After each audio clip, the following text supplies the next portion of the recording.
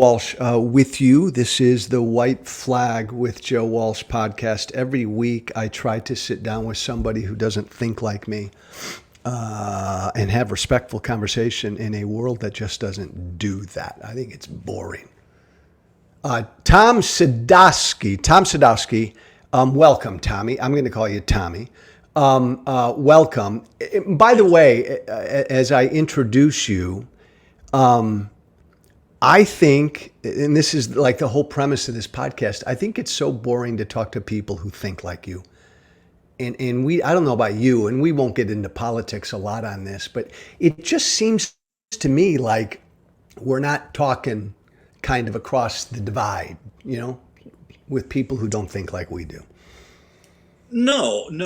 I think that as a society right now, no, we're not. Which is, I don't know how you have a functioning democracy if you're not willing to engage with people who think differently than you, believe differently than you, feel differently than you, live differently than you. That's the whole point of having a pluralistic society, right? Bingo. I want to sit down with people who think and feel and believe differently than me because at the very least, it sharpens my blade. Thank you. Exactly. Well put. That voice, now I need to introduce him. That voice belongs to Tom Sadoski, renowned actor, well-known stage, film, and TV actor. You may know him as Don Kiefer in the HBO series The Newsroom. He's just done a bunch of stuff, but we're not going to talk to him about his acting, even though I find that fascinating. Tommy, I wanted to bring you on because I have, thanks to your prompting, you are the ambassador of an organization called War Child. War Child USA, War Child Canada. I want to speak with you about this, the work you're doing, the work they're doing, and I think life's too fucking short, so I want to jump right into things. Right. You know my political history. I've always thought I've got a really difficult job right now. I'm a former MAGA cult member who's trying to rescue people from the MAGA cult, and it's difficult. Yeah. You, my friend, I think have a tougher job in that, and then I'll let you go. It seems to me your involvement with War Child, your involvement with trying to get people to help and think about children impacted by war and conflict around the world, you're trying to get people to think about this in a world that's focused on Trump, Biden politics here in America, right? All the political crap every day. If we think about the outside world, we're thinking about Ukraine now for the last year. You have a tougher job. You're trying to get people to focus on something they just don't focus on. Yeah, that's true. I'm also, I don't know that it's necessarily a tougher job, but it is a tough job. And I think that in some ways it's a similar job. I think that, the idea of deprogramming the like you said, the MAGA cult comes along with a pretty significant workload. I think that there's a cult think that goes along with a lot of the stuff that I do. And certainly, listen, I've worked in the entertainment industry a really long time. Cult think is not something I'm entirely unfamiliar with. Yeah. And as you can see at any award show, it is it's a tough job to get people to give a damn about people that aren't living next door to them or under their own roof. Yeah. And frankly, it's even sometimes it's a heavy lift to get people to give a damn about people who live next door to them. Especially in this day and age where we've become super tribalized, where man, if that guy's got the wrong flag flying in front of his house next door, to hell with him. I'm not going to talk to him. He's been painted in that brush and we're done with it. And that's not, listen, I think that I occupy a really interesting, and not that I am interesting. I should say. Not that I think that I am particularly interesting. I think that the position that I occupy right now is interesting, in which I'm trying to get people to give a damn about people who so desperately need people to give a damn about them. And why? Why am I trying to get people to give a damn about these people? Because we have a role and a responsibility, not just morally, ethically, because our fellow humans are suffering, but because in many of these places, we have an actual footprint, whether Yeah. we're aware of it or not. And we're And this not. is the thing that is really, really, really important. Um, the great responsibility of living with, and I use this term hesitantly because it oftentimes makes people run for the hills, but I Yeah. do truly mean it in its dictionary sense, and not in its political sense or its weaponized sense. The great responsibility that comes from living with the amount of privilege Yeah. and Yeah. grace and gifts that we have in this extraordinary country, and I do believe it is an extraordinary country. Amen, brother. We don't get to claim ignorance Yeah. when it comes to the footprint that our leaders stomp all over the place in our names. That's a Tommy. That's a really interesting way to frame it, and I want to go down that road, and I want to back up for a second. You've been an actor, and you are an actor. You've been one for quite some time. You still are an actor.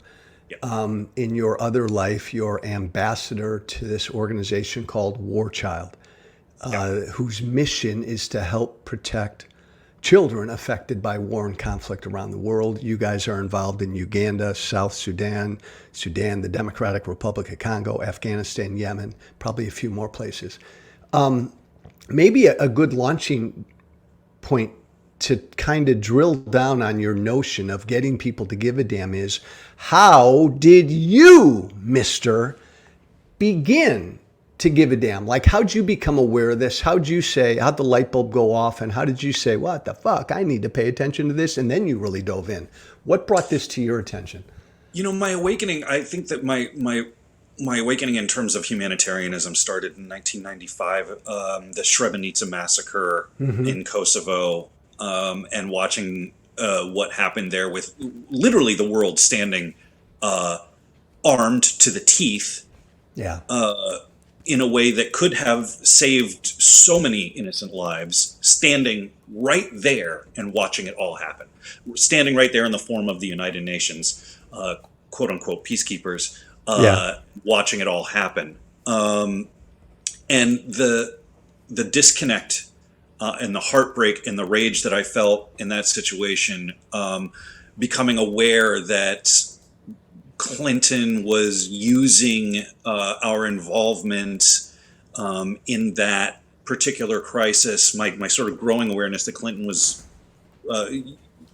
getting involved, not because it was the right thing to do, which it was, but because he needed something to distract from his moral failings and the circus that he had created in the media at that time.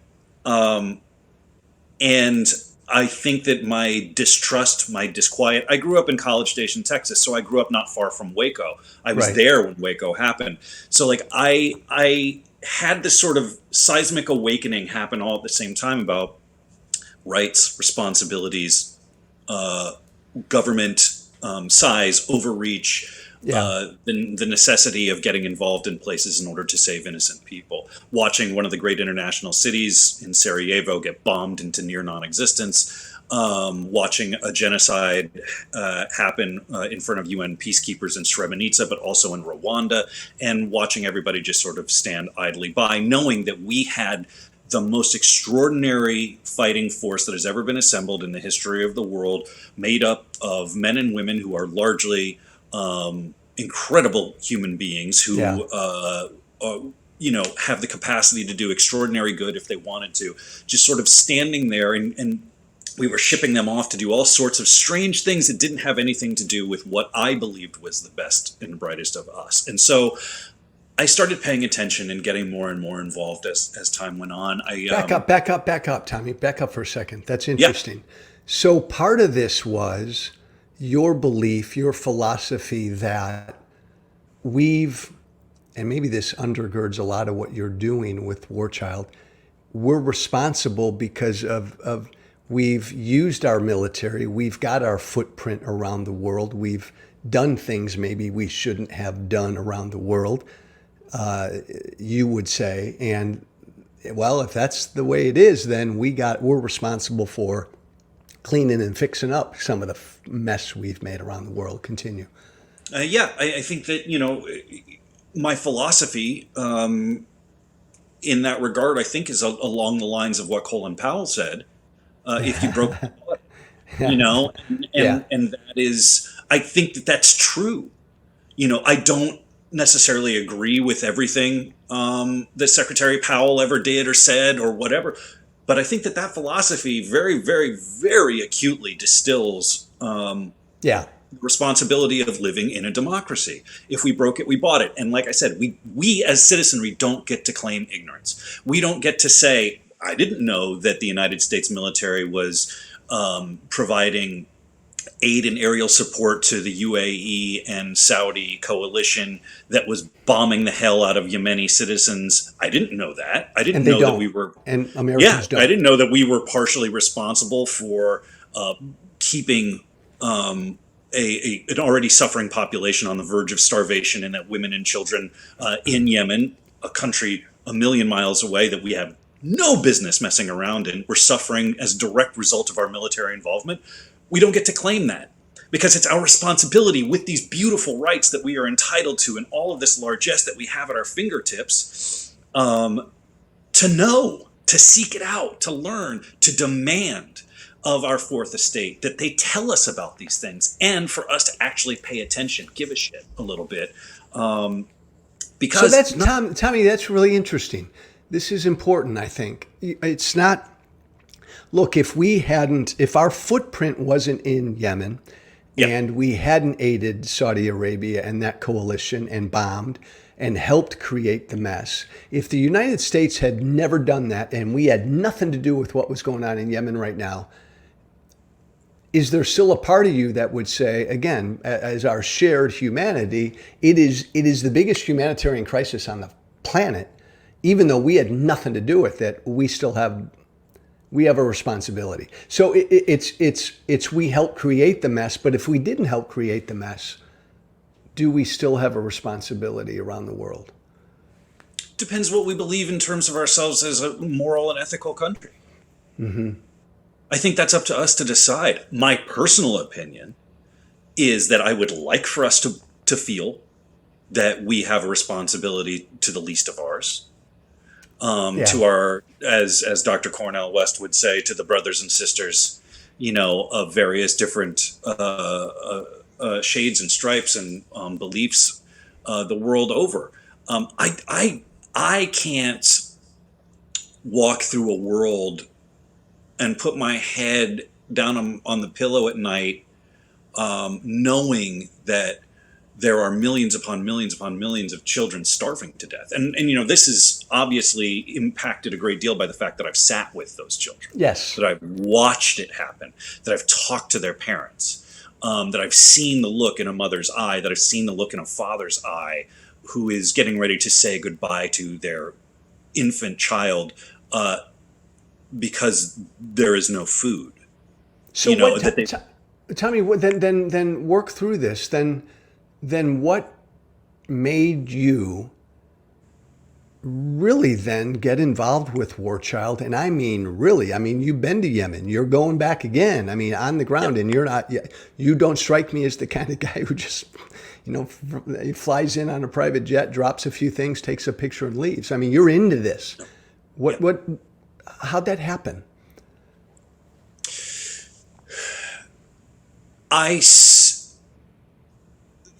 War Child was put into my purview not only during the Balkans conflict in the 90s, in which it was active helping people. Yeah. But it was put into my purview by a colleague of mine who works there now, who used to work at an organization I'm a board member emeritus of, called Refugees International. And she left Refugees International and went on to start working at War Child. And she called me up and she said, listen, this is the organization that you've always been looking for. It has the mentality you're looking for. It has that sort of revolutionary, completely stands apart, does things in the right way sort of mentality that you're looking for. And I said, okay, introduce me. So I dove in and I started looking at it. Well, what makes War Child so special, so specific, is that the organizational ethos is about providing resources so that people can help themselves. Yeah. Right. Yeah. This is, the left would call it anti-colonialist. The right would call it by your bootstraps. Yeah. Yeah. But both agree that it's the right way to do things.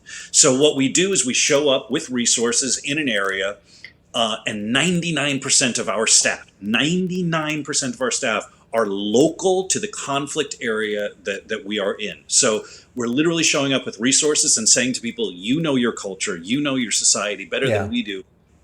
You know how to do this best. And also, it's going to mean more to the community if you do this. If you rebuild yourselves, than if we show up, throw a bunch of rice at you, and then take off. So that's cool. That's cool because, as you know, probably better than I know, so much of humanitarianism is inefficient, wasteful, just kind of bureaucratic thumb harmful. Joe, it's harmful. Wow. Think of it this way, right? So after the earthquakes in Haiti, what happened, right? Everybody with the best of intentions goes rushing in. One of the first things that we do is we go rushing in with a whole shitload of rice, and we stick it in these big warehouses. And within mere moments of it all arriving, what we have done is put all of the Haitian rice farmers out of business. Yeah. So they can't help rebuild their community. Now they're pissed off. They're out of work. They are people who need more humanitarian help rather than being of humanitarian help to their own people. And the vast majority of that rice that's sitting in that warehouse becomes a bargaining chip for various non-great actors who are in the area who are trying to fill the void of authority. And the shit that doesn't get taken out and used as a bargaining chip rots. It's almost as bad as colonialism. Instead of empowering these communities, we dictate, we decide, we dump, we drop. Yeah, and it's the quintessential example of the road to hell being paved with the best of intentions. Yeah. Everybody wants to show up and do the right thing, but sometimes showing up and doing the right thing is, listen, we have these solar panels, and we have, the technology and the expertise to teach you guys how to install these so that you can become energy independent, like in the Middle East. Yeah. But we're going to teach you to do this. We're going to help provide you the resources and train you up, and then we're getting the hell out of here. You do it. It's your community. I do want to say something about Yemen, because we do have a very big footprint there, and we have done for a long time. And I think that it's very important. And one of the reasons that I actually respect you very much and I'm so excited at the opportunity to come and talk to you and to your audience is because I believe that you draw people from all across the political spectrum. That's because I've had a weird, bizarre political journey, my friend. You have, but it's ended you here in this really fantastic place where you're actually gathering some sort of wonderful coalition of people with disparate views. It's important to note in Yemen that we unfortunately live in a two-party system. Both parties have failed that country. It's been an absolute parade of disaster. I'm calling a timeout on one of my now favorite actors, Tom Sadoski, and I'm going to ask him to do me a favor. I'm fairly familiar with Yemen. You are much more familiar with Yemen. Could you take 30 seconds, you'll take longer, and explain to my very disparate, diverse audience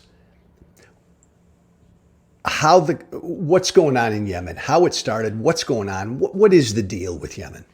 Okay, so we have Yemen, an extraordinarily beautiful country made up of really extraordinarily wonderful people. The southern point, the southern strip of the Arabian Peninsula in Western Asia, or what would be called the Middle East sometimes.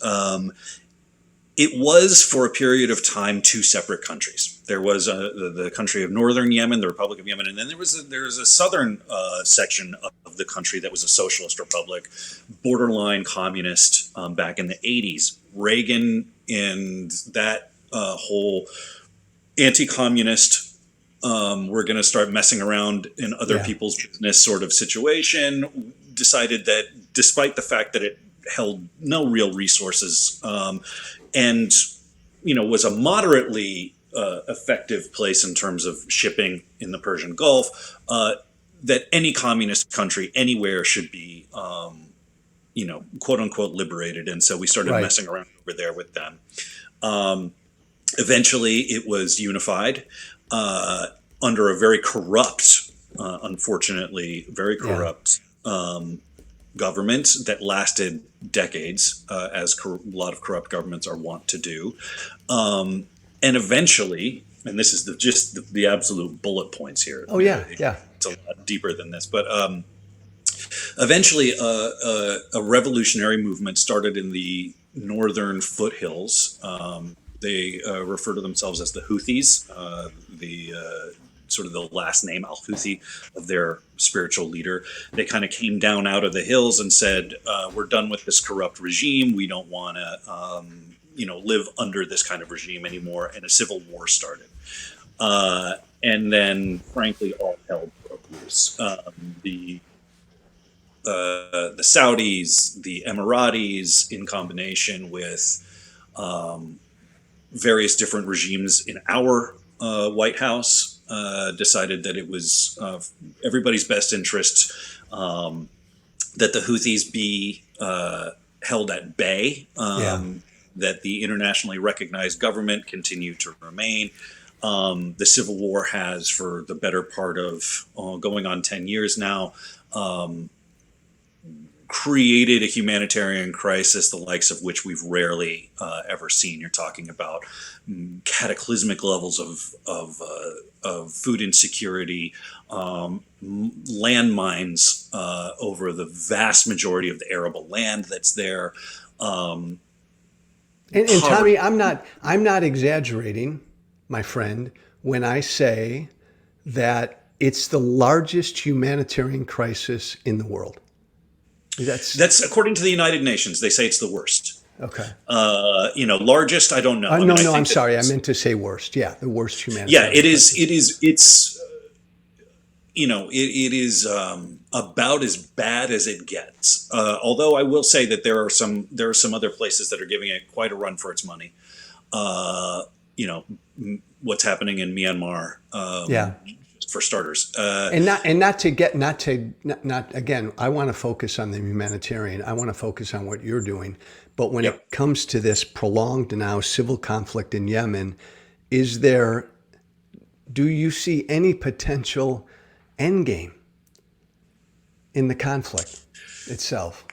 Yeah, I mean, here's the thing, Joe. There's always an endgame. I make you President Tommy Sadoski. You're president of this country, and Mike, this is what you're moving on it. What are you gonna do? I don't think that what's happening is everybody is attempting to push. A lot of world forces are attempting to enact some sort of pressure on the various different parties in Yemen. And the bottom line is everybody just needs to leave Yemenis the hell alone and let Yemenis figure out what they want to do. What would happen if we did that? If every I think that there's a very, very, very real world in which the country refragments into two disparate countries. And I think that there needs to be a two-country solution that is on the table and at least being discussed. There's a lot of people who are going to have real issue with that.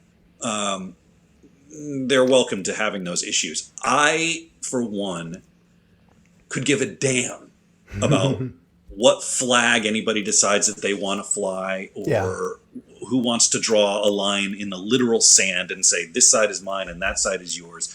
The only thing that I am concerned about at this point is ensuring that the ports open up, that civil servants get paid, that children get fed, that the cholera gets wiped out, that the World Food Program can actually unload its stockpiles in there, that various different organizations can do the work that they need to do, and that the Yemenis can pick the Yemenis up and help themselves. You went there this past spring? I was there in January. Yeah. And was that the first time you were there? Yeah, it was the first time I was there. I was the first American in the Houthi regions where I was in Sana, the capital city, the former capital city, and in the north. It's a World Heritage Site, actually. It's extraordinary, beautiful place. And then up north, closer to the front lines with the Saudi war in a province called Hajjah, in the town of Hajjah, where things are about as bad as it can get. How long were you there? How long were you in country? About 10 days. What are some of your biggest takeaways being on the ground? That the backbone of the Yemeni people and their greatest resource are the women. They're extraordinary. I had an opportunity to sit down with a couple of women's rights organizations and sit with some of these women, and I was just completely blown away. The power and the courage, the care and the intelligence of these people was really extraordinary. I believe that from personal experience, from sitting with it and watching and seeing it up close, that there is very few things in the world that will rattle you to your core, like sitting with a group of children who are starving to death.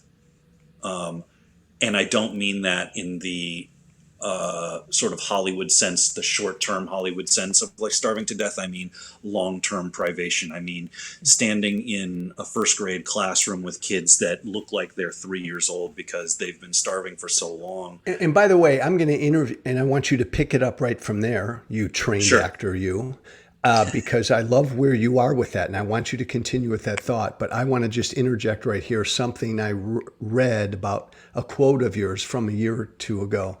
You said, "I have zero interest in helicoptering in or private jetting into a war zone, taking some pics, and then getting the fuck out." It sounds like that's not what you did these 10 days in Yemen. No. I don't have patience for those people. Yeah. I don't have patience for that kind of activism. I think the most boring thing in the world is sweat. I think that the most offensive thing in the world is the idea that celebrity is helpful. Yeah. I think that it's borderline sociopathic, and I won't name any names, but you know, you can see it for yourself when you look. But I'll paint you a picture.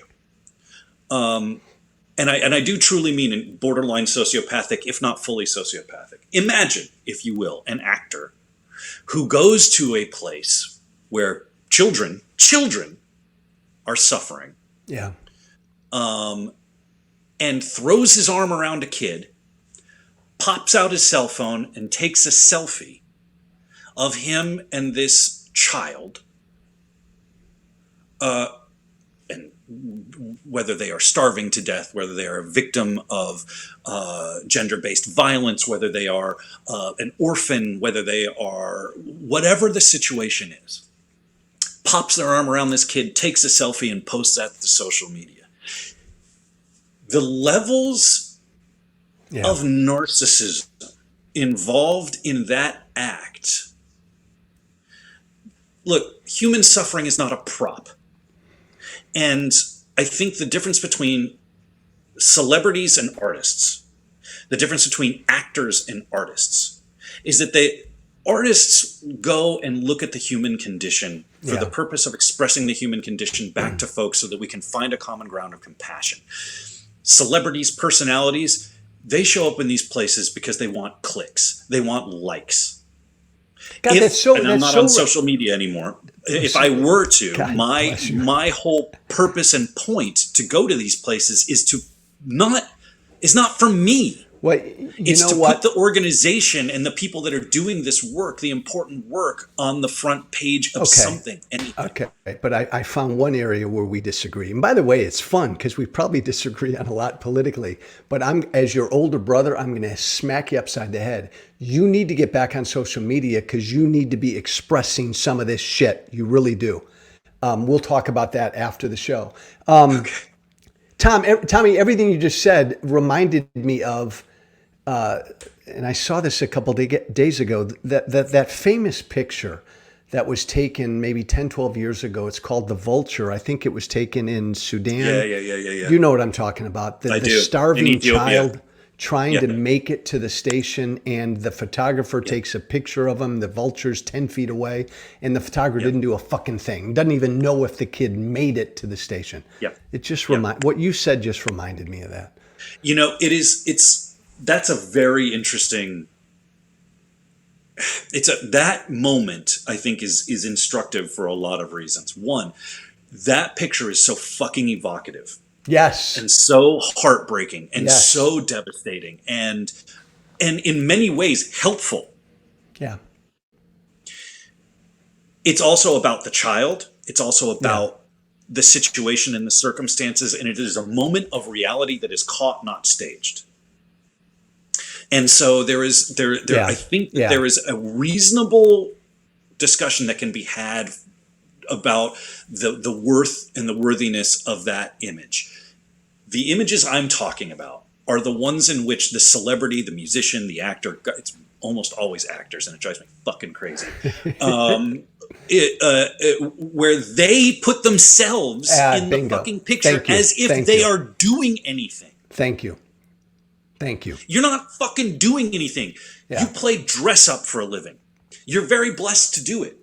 You know what I mean? Like and for some reason, the free market has decided that people are willing to watch you play your version of dress up and pay you handsomely for it. Congratulations, that's a wonderful thing. Get the fuck out of the frame. Yeah.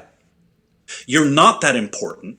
Nobody actually cares what you're talking about if you don't know what you're talking about, which 90% of the people in my industry don't have a fucking clue. Right.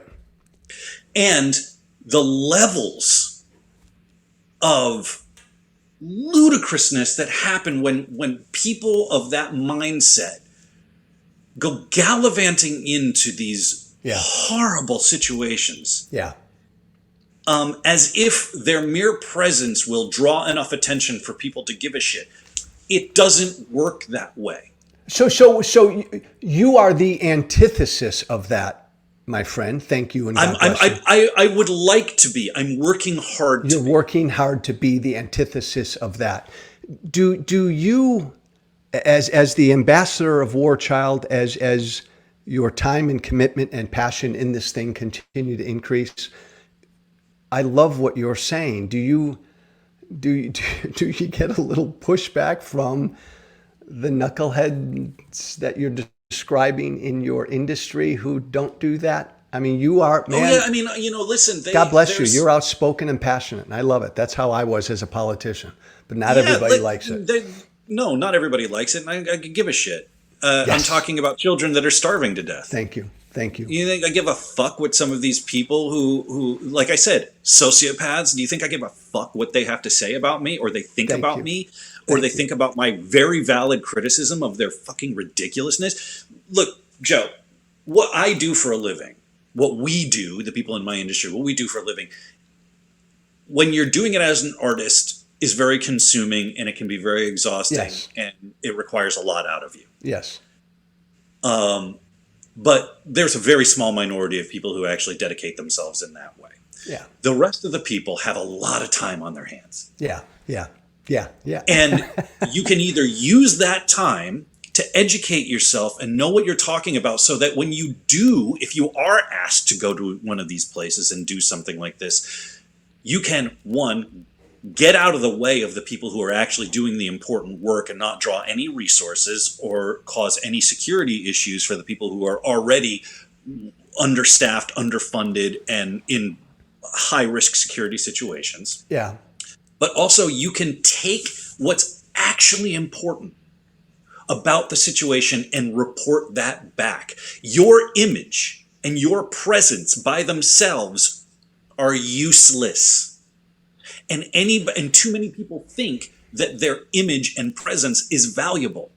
If you don't know what the fuck you're talking about, if you don't know what people are actually going through, if you haven't seen and experienced and sat with humility in these places, then you're nothing but a tourist of the worst kind.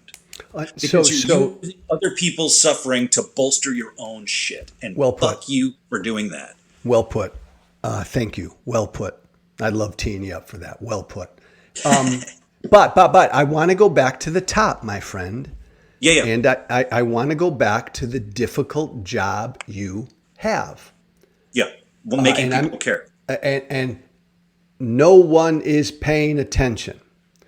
We live in a world right now, you know it better than I do, a country right now where we're on our fucking phones, we're on social media, we're fighting about Trump and Biden, where all we care about is the people in our house or the people down the street. We don't even think about what goes on beyond our borders. Now we have this almost 18-month war in Ukraine, where if we think about anything beyond our borders, it's only that. You have all of this that you're dealing with that impacts your mission. No one's paying attention. How do you get over that? How do you overcome that? How can you overcome that?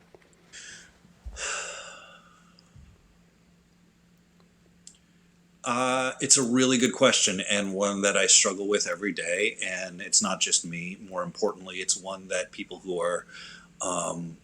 have dedicated their entire lives to this extraordinary work on behalf of the least of ours struggle with every single day. How the hell do you get people to pay attention to something that they don't want to pay attention to?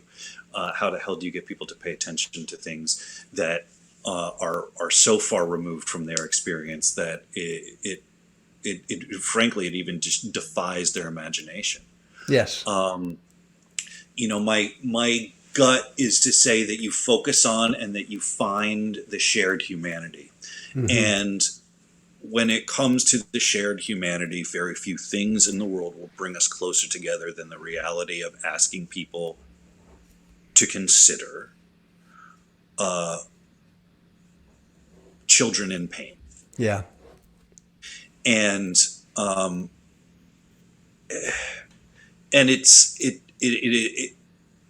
their suffering is not something that I'm comfortable weaponizing. Their suffering is not something that I am comfortable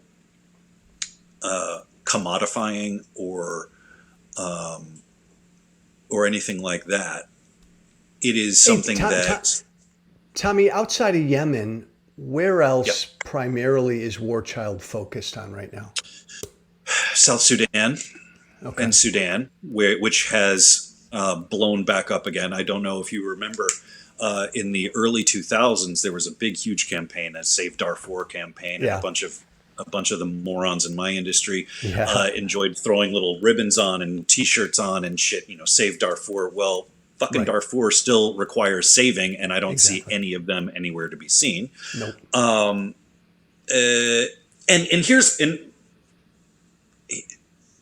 Here's this is important, and I think important for people to know, and part of the reason why they should care, because so much of this stuff ties back into what's happening in Ukraine and what's happening in Russia in a lot of different ways. We are a united world, whether we like to acknowledge that or not. Yeah. Tendrils are everywhere. And I'll digress for a brief second to say that I am not one of those people who is out there sort of raging against American empire, although I do recognize that we have too often engaged in empire-like behavior. Yes. But we're not alone. Yeah. And in fact, the worst of the worst actors in that regard are Russians. People don't talk about the Russian Empire because I'm not entirely sure why it's easier to kick our own people in the teeth than it is to kick the real the real villains. I have my own theories, but we'll get into that later. Sure. Here's the thing with Sudan. Here's the thing with Yemen. Here's the thing with the Central African Republic. Here's the thing with a lot of places that are suffering right now. The Russians are very, very involved over there. Yeah. Under the umbrella of the Wagner Group. Yes. Okay. This group of psychotic mercenaries. These war crime enacting fucking mass murdering fuckheads who run around the world. doing all sorts of horrible shit.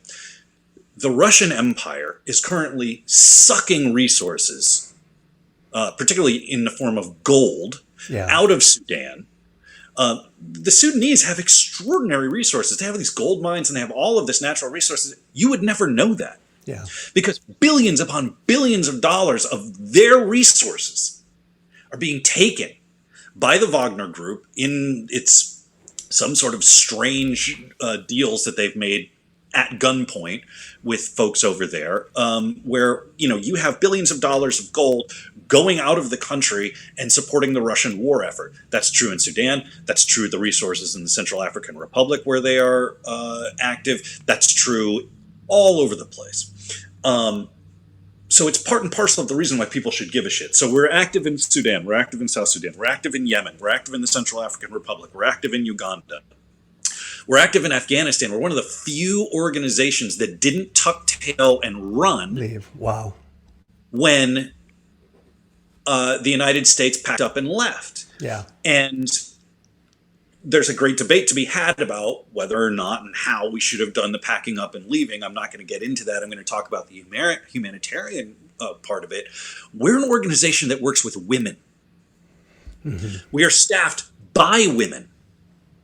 Do you know the levels of courage that it takes for a female-led organization that works with women to have stayed active in the fucking Taliban-controlled Afghanistan? Oh, man, Can you say that again? I can't even begin to describe to you the levels of fear and reasonable fear of abject misery that these women could have been subjected to, and they fucking stayed and they did their work. Why? Yeah. Because it was their country. And they refused to give it up. This is why I'm in love with this organization. This is why people need to give a shit. Because if you're looking for heroes, they don't show up in the halls of Congress. Respect. No, I agree. They don't show up on red carpets in fucking Hollywood. Preach, baby. I'm with you. I agree. They show up in these places that you don't know the names of. They show up anonymously, and they do this extraordinary work with the sole purpose of making at least one human life better. And that, to me, is why I give a damn. And that, to me, is where I start the inroad to talking to people about why they should care. Listen, we live in a hopeless world right now. We live in a world where hope is is a resource that is in short supply, and people are desperate for something to hold on to and to care about, and some shining little piece of something to look down the road at, or something in their lives that they can say, you know what? I helped make something good happen. Yeah. I'm telling you, with an organization like this, you can actually see your money, if you choose to give it, do actual good in the lives of people, children, women and children. You can see it happen. And our overhead is very low. Our staff do not get paid a lot of money. Certainly not our local, our Canadian and American staff. I'm talking about the staff local to the ground. They get paid a living wage. Obviously, we're doing the best we can. But you can see your dedication and help and your generosity do something valuable for the world and for these people. And that's where I start to talk to folks. Tommy, let me go there on this and slap me if you want. Uganda, South Sudan, Yemen. We're talking about places on this planet where we're talking about black and brown women and children. And I don't want to play this against each other, but Ukraine is on everybody's radar screen right now. And look, if I were in Congress, I think America should do all we can without sending troops to help Ukraine defend itself. There are strategic interests. Obviously, it's Europe, blah, blah, blah, blah, blah. But we're talking about white European women and children suffering because of that conflict. Mhm. Is there anything there that it's just harder for the average American living in prosperity, because even our middle class folk live in prosperity, thinking about brown and black people over there in Africa? Do you ever feel like that's something that we need to be slapped about as a nation? Yes, yes, but I want to tread carefully here because um, I'm Well, not actually one of those. that's because you're I'm the not. ambassador. You've got to be a good diplomat here. Yeah, yes, but I'm not particularly good when it comes to not speaking my mind. It's I think it's part of the reason that they are simultaneously happy Yeah. to have me and frustrated with me. Is that it's tough to message me, and I Yeah. want to speak my mind. Good.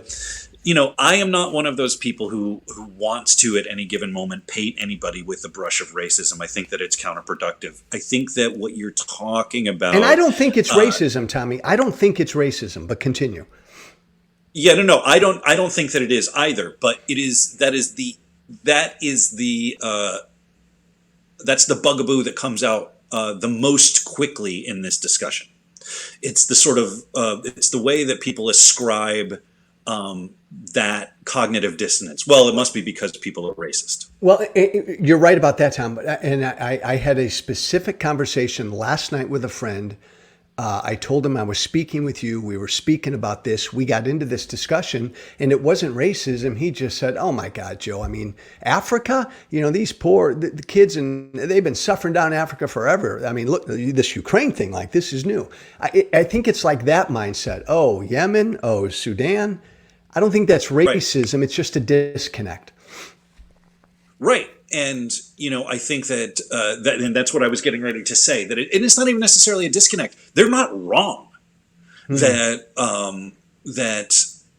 women and children in continental, specifically Southern Africa, Sub-Saharan Africa, have been suffering for a very long time. That's true. Yeah. European colonialism is 99.9% responsible for that. By Yeah. the way, Yeah. so yeah,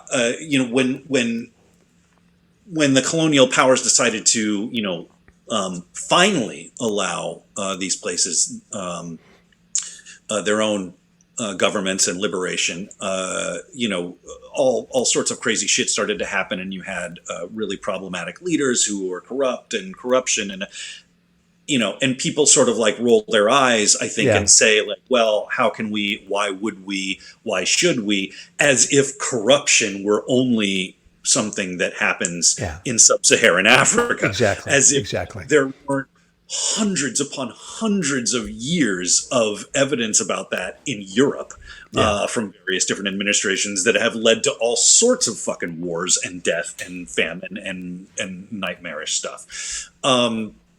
So yeah, just being able to say to folks like, hey, stop. These are young democracies. These are fledgling Yeah. countries that are going through their growing pains, and they need help. And they need help because people are suffering, and also because they're extraordinary places. There's extraordinary people. This is the cradle of civilization. This is Yes. the art, the poetry, the music, Yeah. the philosophy that comes out of so many of these countries that frankly none of us are exposed to our frankly to our poverty, our cultural poverty, that we're not exposed to it enough.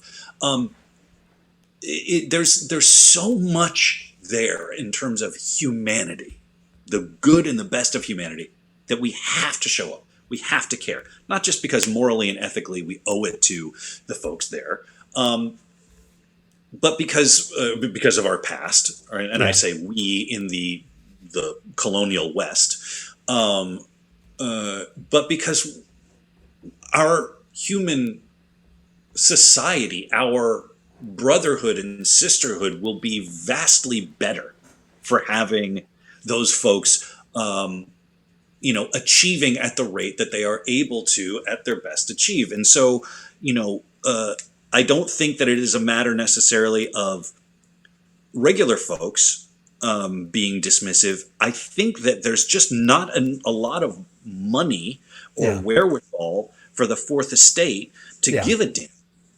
And so That's great. people only know what Yeah. we help them know. And Oh, it's the whole completely. point of having a media is to go into these places and tell people this stuff. You don't need 150 reporters on the ground in Ukraine. You don't. It's pretty evident what's happening over there. Also, listen, the amount of money that's going into that conflict Yeah. is pretty extraordinary, and I have complicated feelings around it Yeah. because without Ukraine as a functioning democracy, without Ukraine as a functioning exporter of corn and wheat, without the Black Sea as a functioning, a transportation hub, the amount of starvation and pain that radiates out from there. I mean, Yemen by itself, you're talking about over 40% of its wheat and grain come from Russia and Ukraine. So if Yeah. that conflict continues to burn and those grain ships are not leaving, then you're talking about and say the Australians who provide like 25% of the grain for them, if they can't up their production and get more grain in there, you're looking at a very, very, very bad situation. And that's Yemen. That's not even talking Yeah. about so much of the rest of the world, Somalia and other places in the Horn of Africa, Sudan and other places like that rely on the same thing. That's just the ports. Now you start talking about the landmines that are in all of these fields that are out there. It's true in Yemen too. It's true, unfortunately, in a lot of places. I mean, shit, in Kosovo, there's still, people are still dying on a regular basis from landmines that are left over from that war. They think that they've cleaned up about 50% of the landmines in Yemen, but most of those landmines are in arable lands, places where people could potentially be farming. Ecotourism could be happening if they could rebuild their society, all sorts of stuff. You're 500,000 landmines out there that nobody knows where the fuck they are. Yeah. That's true in Ukraine. Yes. And then when you start bringing in, as we have decided we're going to do, these cluster munitions bombs. that we're going to start, that we're going to start handing over there, it just makes things all the more difficult, and the pain radiates out. You're throwing a giant rock of chaos into the lake of pain, and just watching the waves ripple out the world over there. So something does need to be done. We have to participate in ensuring that area stays free and stays operational and stays functional, but not to the exclusion of human suffering other places. We can't. And Tom, your point on the media is so spot on, because it's the same thing in my political world. They'll spend 20 hours a day talking about what Marjorie Taylor Greene just said, and ignore other members of Congress who are kind of trying to get shit done. It's a huge problem. Let me ask you one political question. Sure. When I was in Congress, and I suppose I still feel this way, the United Nations just fucking pisses me off, has always pissed me off. I think they're so fucking ineffective, so fucking inefficient. So I don't want to throw the word corrupt out there. I find it to be, and I apologize, I've always found it to be a useless organization. Take it where you want to take it. But what are they doing in Yemen, say?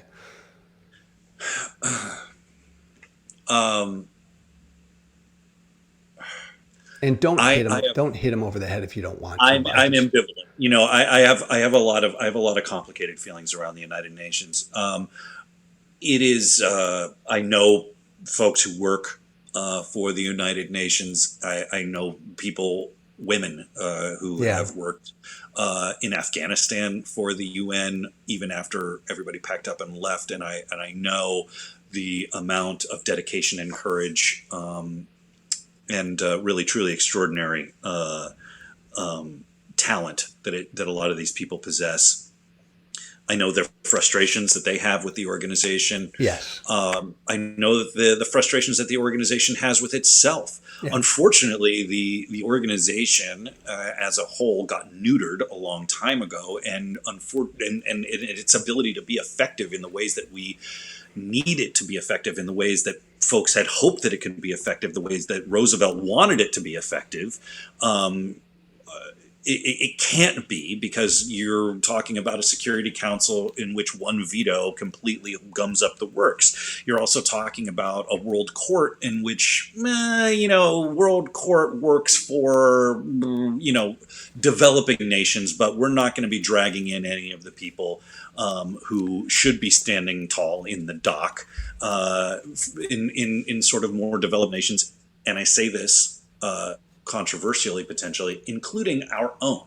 Yeah. I think that there are some people who have made quite a happy living in this country as war criminals, who should be standing tall in the ICC and being held accountable for their actions. Not the least of whom is Elliot Abrams, who Joe Biden has decided he's going to be appointing to. I mean, the levels of what the fuck. I know, and I don't want you to go down that road of what the fuck. I think the United Nations has a fatally flawed mission. When I see some of the characters that they put on their Human Rights Council, it just, I think the thing is just fucking flawed. But my question to you is, without debating and getting to the UN, are they helping at all in Yemen and some of the other countries you're in? Yes, and. Okay. Yes, and it is a cumbersome, not particularly dexterous organization that drowns under the weight of its own red tape. It rolls in with as much red tape as it rolls in with aid.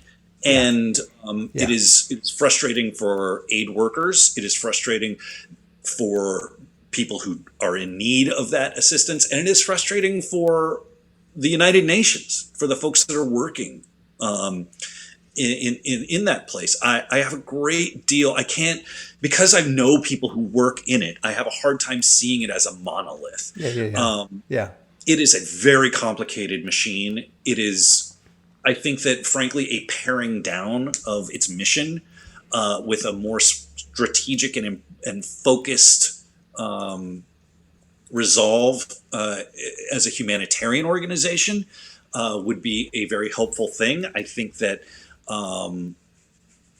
there's definitely some changes that need to be made. I don't know how you go about making them.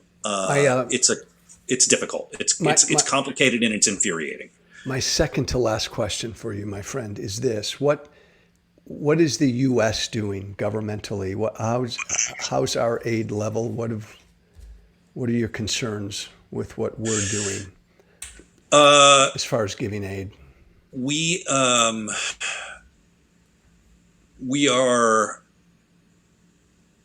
failing. We're failing. For how long have we been? A very long time, and at a pretty extraordinary level. The United States government, as a portion of gross national income, gives about 0.25% to humanitarian causes. It gives about 3.5%, maybe a little bit less than 3.5% as portion of gross national income to the military.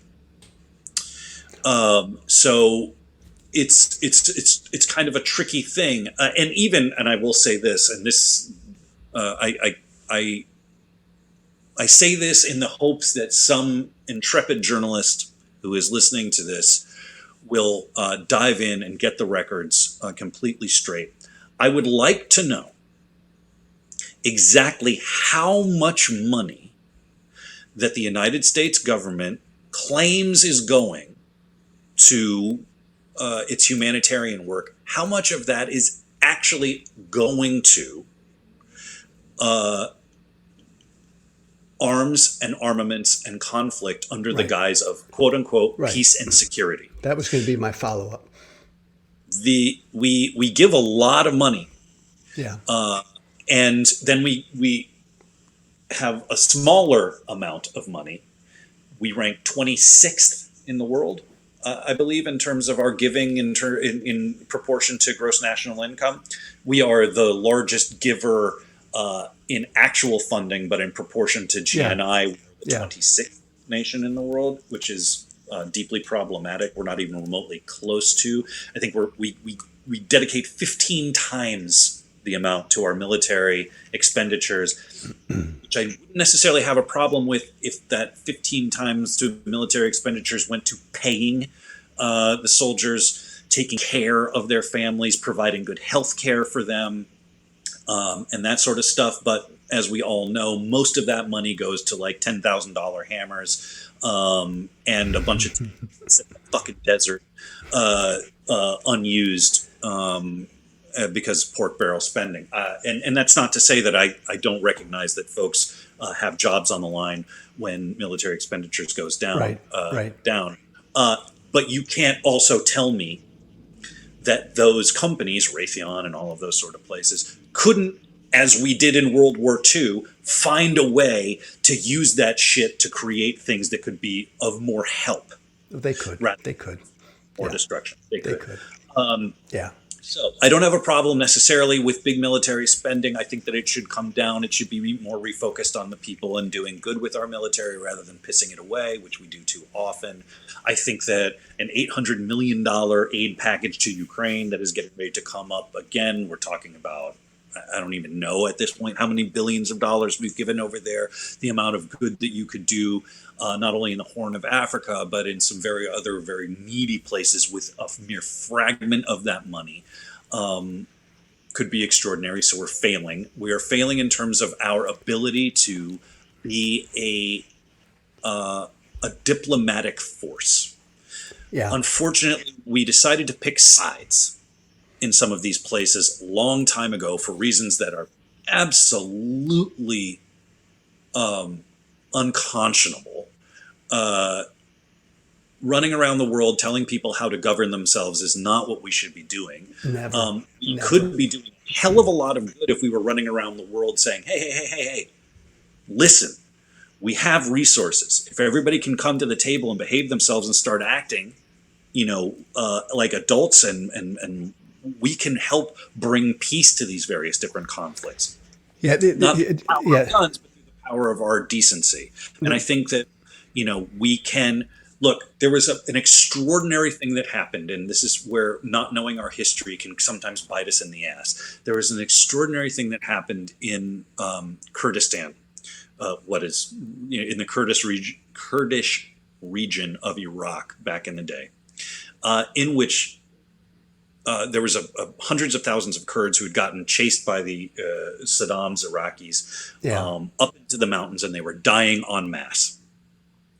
It was a humanitarian catastrophe.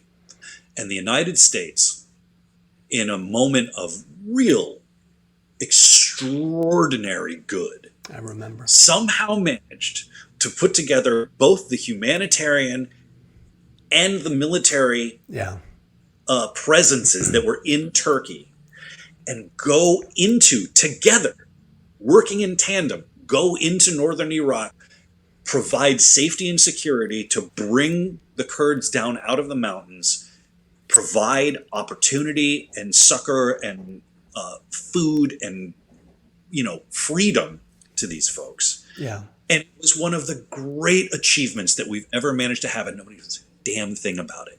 There is this extraordinary way in which the United States military, in all of its glory, with the extraordinary people, with their extraordinary talents and the extraordinary technology that it has at its hands, could do so much good working in tandem with these organizations.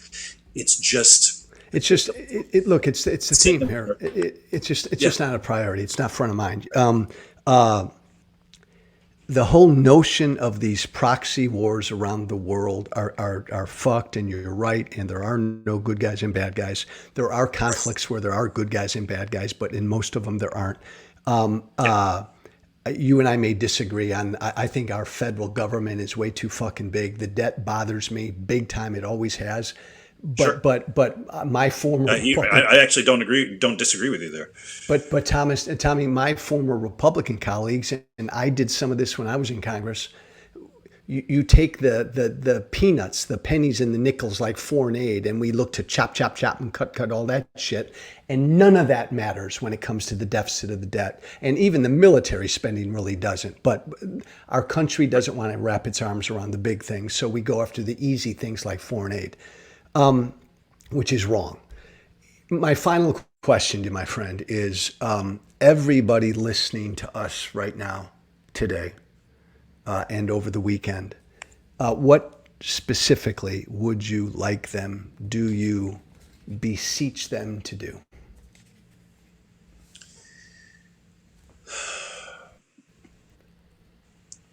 Parents,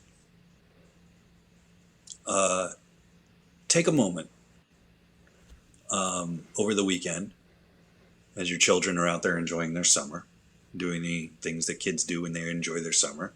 Sometimes frustrating, sometimes annoying, but those laughs and the screaming of joy and the having a good time and all of that sort of stuff. Seeing your kids in those moments, know that all over the world, there are kids who are still being kids in just the same way. And the parents who, like you, love those kids and who, like you, are stressed out about how to, make ends meet and provide the best life for them and all of that sort of stuff. A lot of these folks live in places and are going through stuff that the levels of stress, pain, literal physical pain, emotional pain, can't even imagine. We literally cannot imagine. Cannot imagine. And I would beg of people to just take a moment and realize that the petty bullshit that drives us too far apart from our neighbors, from our family members, starts here. And it gets bigger, the wave gets bigger and bigger and bigger as it goes outward.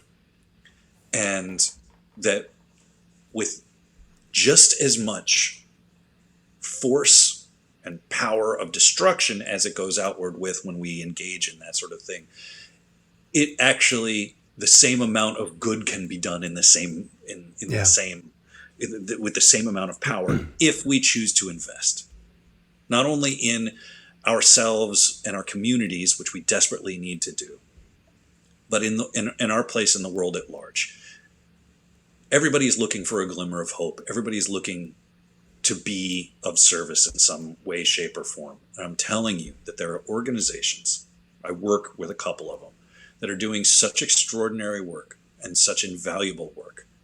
And you can actually see your contributions, not necessarily financial contributions, because no folks are suffering in that regard, and I don't take that lightly. But a lot of times what people need, what these organizations also need, is a platform. Yeah. So if you go to warchildusa.org or INARA, INARA.org, you can see a couple of organizations that are doing extraordinary work and who need to be celebrated, who need to be talked about. Talk about it, put it on Facebook, do some research into what we do and how we operate and who we are. It's going to blow your fucking mind. We're doing things the right way. We're doing things the right way, and we're doing things for folks. And giving of your time, giving of your voice, And if you're able, giving even, Quit saying that. Again, you're my younger brother. I'm going to hit you over the head. Quit saying if you're able. No, we need money too, and we need resources. Give money. You are able. Everybody's able. Yeah, sure. Hey, listen, man, even a lemonade stand, and we've had kids do that, does an extraordinary amount of good.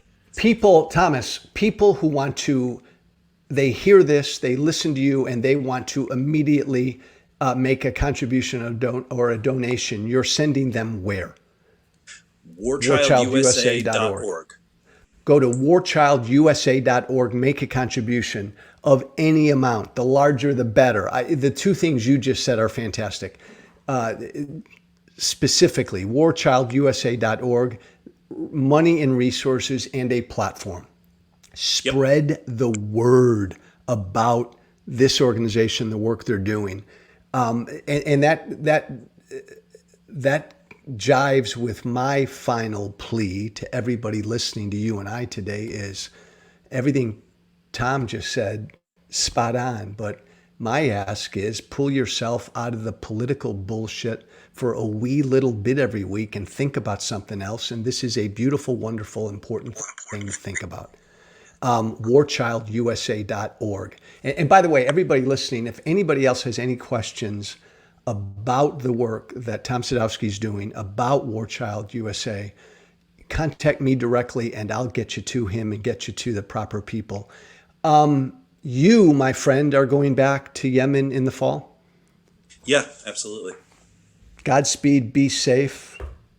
Hey, did you ever feel endangered when you were there? Yeah. I know you did. Yeah, I mean, I had meetings with government ministers at gunpoint. Yeah. It's nothing any more severe or difficult than what the folks who are working on the ground over there go through every day. Yes. But I'll tell you this: it changed my perspective on red carpet activism pretty significantly. It's different to stand up for something when you've been in a place with a guy holding an AK on you, as opposed to taking a private jet in to shake hands with the president. They need, my friend, they need resources and they need a platform. They need people to spread the word about this important work. warchildusa.org. Go there. Give them help and or contact me directly and I'll get you to Hey, yeah, and listen, man, if someday you got a lot of questions about this stuff and I can come back and do a Q&A to help clarify some of this stuff that people may have, I would love to do that. I mean, it's an organization that cuts across all political stripes and does things the right way. I'll do you one better, Tommy, my new friend. We will make this a regular thing. And this is life and this is serendipity. I am awash in the political fight every day. I've been looking for something or two or three outside of that to kind of get folks focused on and direct people to and think about and ponder.